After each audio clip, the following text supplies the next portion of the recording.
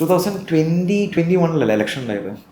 Election ഉണ്ടായി, ശൈലജ ടീച്ചറിനെ face വെച്ചുകൊണ്ട് ഇവർ ഭയങ്കരമായിട്ട് ക്യാമ്പയിനിങ് നടത്തി. ശൈലജ ടീച്ചർ ജയിക്കുകയും ചെയ്തു. അതിന് തൊട്ട് മുമ്പ് Shailaja teacher like exceptional health minister ആയിരുന്നു. നമ്മൾ കൈയടിച്ചിട്ടുണ്ട്, മനസ്സിലായോ, കോവിഡിൻ്റെ സമയത്ത് നല്ലത്.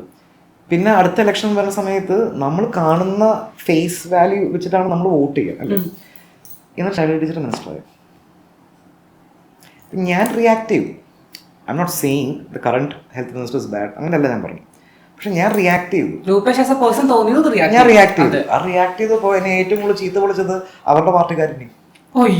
അത് വേറെ പാർട്ടിക്കാരൊന്നുമല്ല.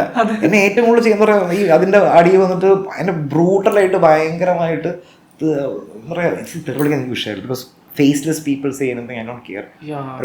അതേ പറയാം, എനിക്കത് വിഷയമല്ല. പക്ഷെ ഞാൻ ആലോചിച്ചൊരു കാര്യമാണ്, എന്നെ ചീത്ത വിളിക്കുന്ന ആൾക്കാർ വേറെ പാർട്ടിക്കാരല്ല, ഈ സെയിം പാർട്ടിക്കാർ. ഇവരുടെ തന്നെ ഏതാണ് പാർട്ടി, ആ പാർട്ടിക്കാരെ ചീത്ത വിളിക്കും. അപ്പൊ എനിക്ക് അന്ന് മനസ്സിലായി it's pointless. What is the point? അന്ന് മുതൽ പിന്നെ ഒന്നും റിയാക്ഷൻ അന്നില്ല, അന്നുണ്ട്. അതിന് ശേഷം ഇടയ്ക്കിടയ്ക്ക് ആള് പോവാറൊക്കെ ഉണ്ട്.